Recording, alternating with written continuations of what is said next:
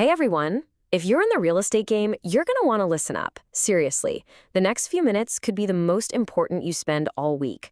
We're talking about a huge legal risk, one that a ton of agents are taking without even knowing it. But, and this is the good part, we're also going to show you a super simple way to protect yourself. All right, let's get into it. So, that quote you're seeing? It's from an analysis of a lawsuit that just got, well, a lot more serious. And shudder is exactly the right word. Because, this isn't some far-off theoretical problem. Nope. This is happening right now, and it's dragging real agents and brokers into a really high-stakes legal mess. It's something we all need to pay attention to. All right, first up, let's talk about the lawsuit that's sending these shockwaves through the industry. We're talking about the Taylor versus Zillow case.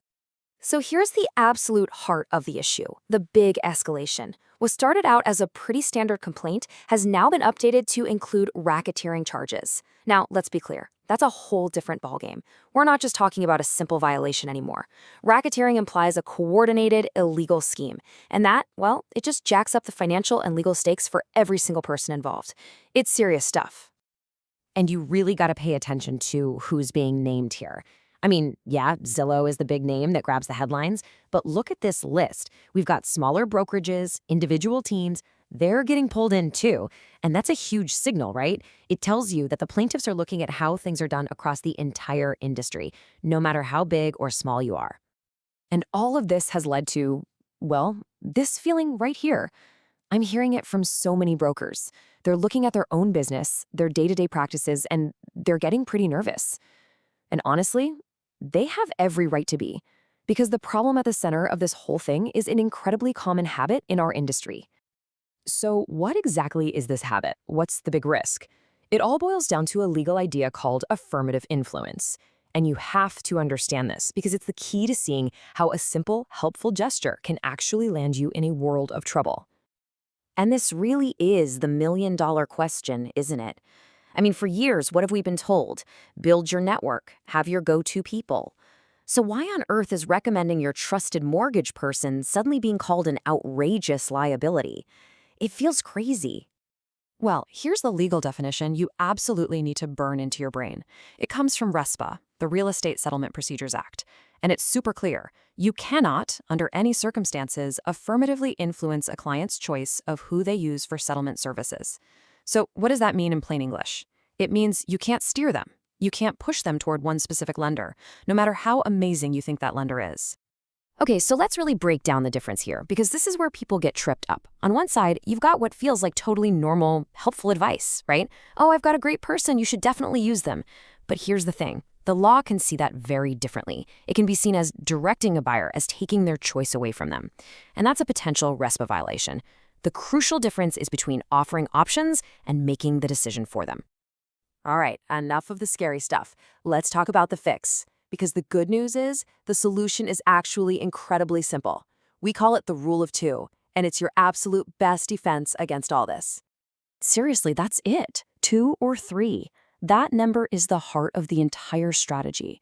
The absolute easiest way to not get accused of affirmative influence is to never, ever give just one name. If you always give 2, or even better, 3 lender recommendations, you're not giving a directive. You're giving them a choice. So here's how you can put this to work, like today. First, hey, if you've got an in-house lender or an affiliate, that's totally fine. But you always have to present it next to other independent options. Give them a real choice. And then go one step further. Actively tell your clients, hey, you should shop around, look online, ask friends.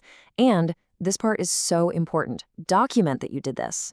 A simple follow-up email saying, hey, here are the lenders we discussed. That email could be your absolute best friend if anyone ever asks questions later on. Now, here's what's so great about this whole approach. It's not just about covering your own butt, legally speaking. It's actually a true win-win. It protects you, and it genuinely helps your clients out. So the main benefit is obvious, right? By giving your clients multiple options, you pretty much inoculate yourself and your brokerage from that RESPA risk. You're showing that you're a resource, a source of information, not a source of influence. And that's exactly what the law wants to see. But, and this is just as important, it's also just the right thing to do for your clients. When you empower buyers to compare different rates and services, you're making sure they find the mortgage that is truly the best fit for their specific financial picture, not just the one that's easiest for you. I mean, let's be real for a second. This question kind of gets to the heart of everything, doesn't it? As an agent, you just don't have the complete picture of your client's finances.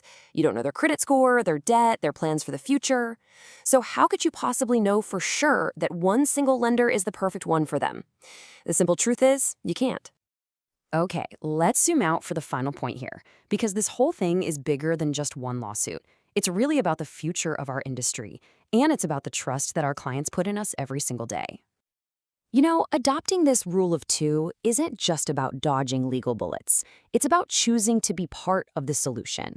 It lowers the reputational risk for everybody in the business. It helps rebuild that crucial trust with customers. And believe it or not, in its own small way, it even helps with housing affordability by empowering clients to find better rates and avoid high fees. At the end of the day, it's about acting with real empathy for what our buyers are going through. So I'm going to leave you with this one question to think about.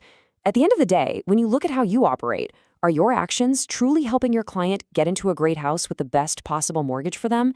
Because making sure the answer to that is always yes, well, that's not just good ethics anymore. It's now an absolutely essential practice for your survival and your success. Thanks for tuning in.